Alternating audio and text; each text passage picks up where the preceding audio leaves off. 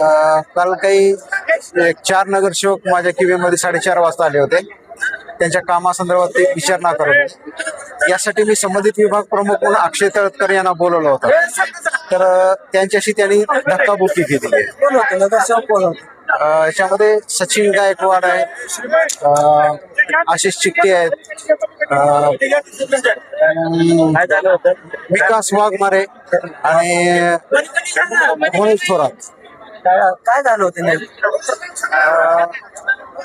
या संदर्भात एक टाउन प्लॅनिंग मधलं प्रकरण होतं. तर ते प्रकरण तुम्ही काय केलं असं त्यांचं म्हणणं आहे. तर आमचं हे अशी भूमिका आहे की हे प्रकरण नियमानुसार झालेलं आहे, याच्यात कोणताही गैरप्रकार झालेला नाही. तर त्यांचं म्हणणं होतं की ते प्रकरण रद्द करावं. कुठल्या तर फाईलची मागणी करत होता असं समजतंय, काय सांगता?